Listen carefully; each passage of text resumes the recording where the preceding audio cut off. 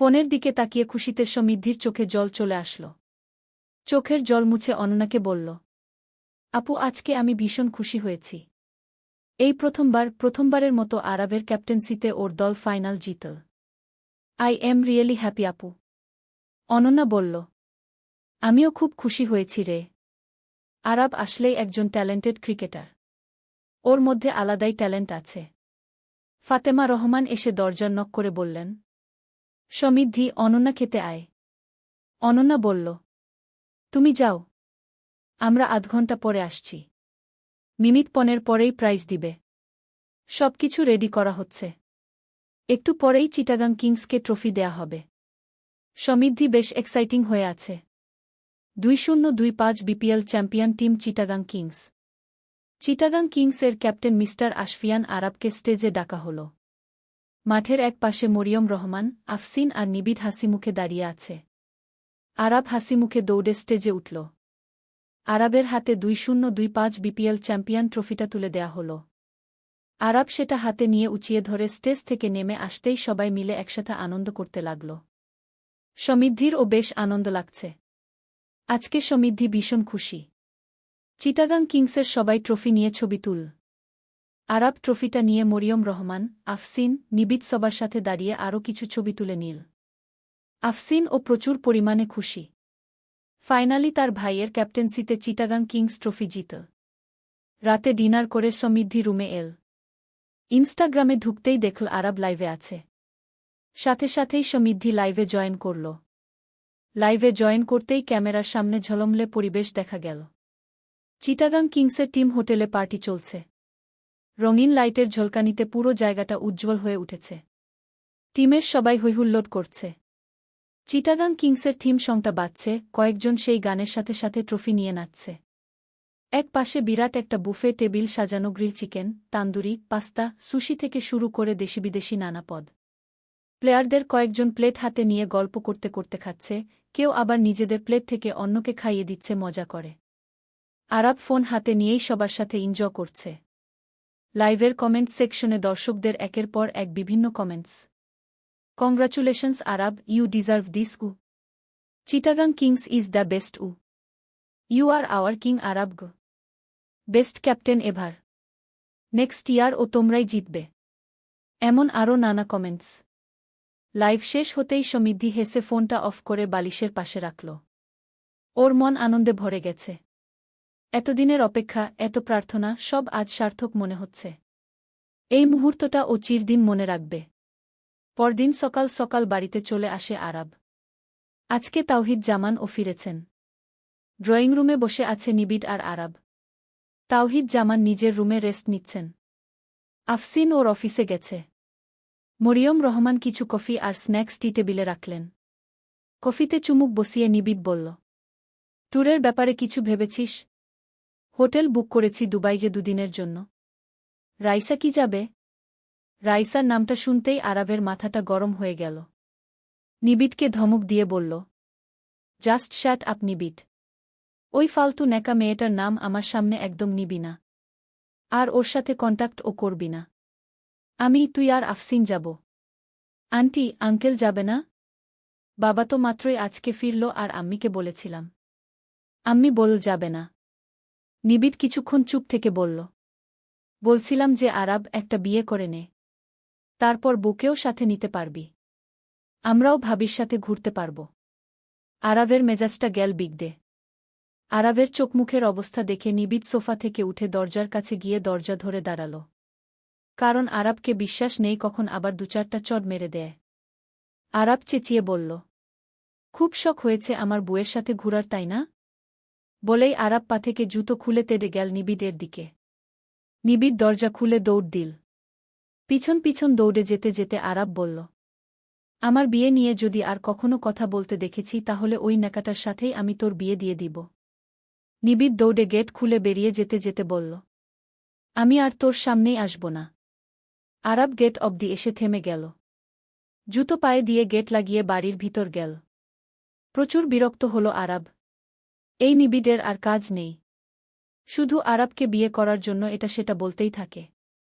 আর আরবের তাতে মাথাটা গরম হয়ে যায়। বাড়িতে ঢুকতেই মরিয়ম রহমান বললেন, ছেলেটাকে বসতেও দিলি না একটু? ওকে বেরিয়ে যেতে বলেছি নাকি আমি? নিজেই আমার মাথা গরম করে বেরিয়ে গেল। ভুল কি বলেছে? এবার তো বিয়ে করতেই পারিস। পছন্দের কেউ থাকলে বল। উফ, আম্মি তুমিও? বলে কফি মগটা নিয়ে নিজের রুমে চলে গেল। বিকেলে এয়ারপোর্টে এসে নিবিড় আফসিনের পিছনে লুকিয়ে দাঁড়িয়ে আছে। আরব একপাশে মাস্ক পরে দাঁড়িয়ে কারো সাথে ফোনে কথা বলছে। কথা বলা শেষে ফোন পকেটে রেখে নিবিড়ের দিকে তাকিয়ে বলল, লুকিয়ে লাভ নেই, সামনে আয়। তোকে এখন কিছু বলবো না। দুবাই থেকে ফিরে তোকে দেখছি আমি। কি করবি ভাই আমাকে? তোর বিয়ে দিব। আফসিন অবাক হয়ে গেল। নিবিড়ের দিকে তাকিয়ে বলল, ওরে তোর যে গার্লফ্রেন্ড আছে আমাকে বলিস ওনি?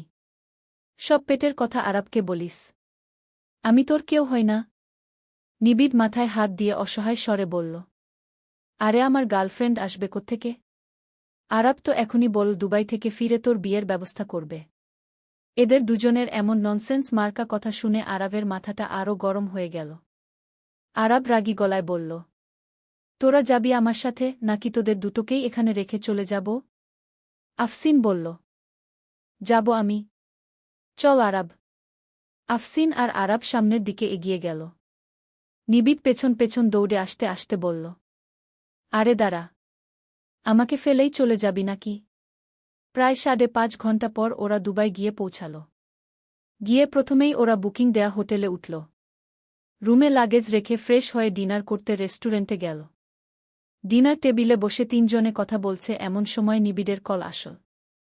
ফোনে রাইসার নাম দেখে একপাশে উঠে চলে গেল নিবিড়। কল রিসিভ করতেই রাইসা ওপাশ থেকে ন্যাকা গলায় কাঁদতে কাঁদতে বলল, নিবিড় তোরা আমাকে ফেলে চলে গেলি? আরব কোথায়? ওকে জিজ্ঞেস কর তো ও আমার ফোন কেন তুলছে না? আরব তোকে নিতে চায়নি।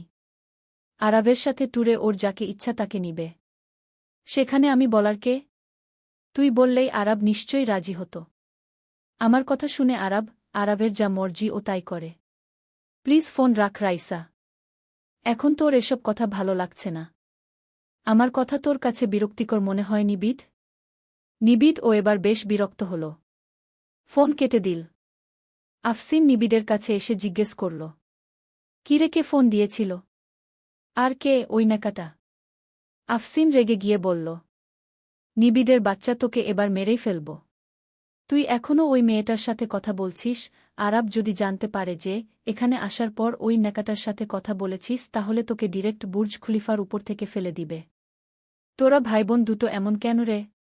কথায় কথায় শুধু হুমকি দিস। ঠিকই তো আছে, হুমকি দিব না কি করব? তুই জানিস আমরা ওই ন্যাকাটাকে একটুও সহ্য করতে পারি না, তবুও তুই ওর সাথে কথা বলিস? কানে ধরছি, আর বলবো না। আরবকে বলিস না প্লিজ। নিবিড় আর আফসিন এসে টেবিলে বসতেই আরব বলল, আফসিন। বলেছিলাম না বিডিতে ব্যাক করে নিবিড়ের বিয়ে দিব। কিন্তু কার সাথে? নিবিড়দের সিলেটের বাড়িটা খুব সুন্দর করে সাজানো হবে। চারপাশ আলো আলোকিত হবে।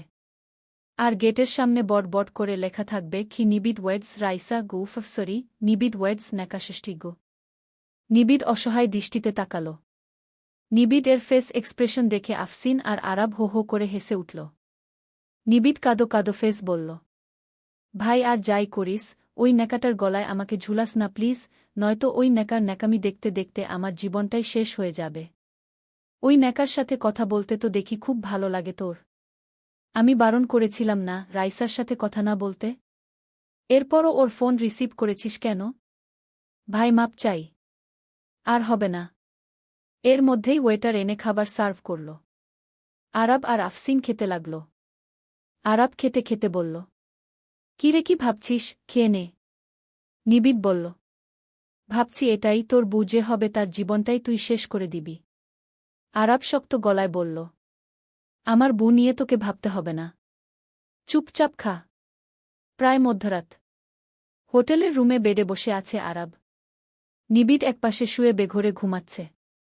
আরব ইনস্টাগ্রাম স্ক্রোল করছিল।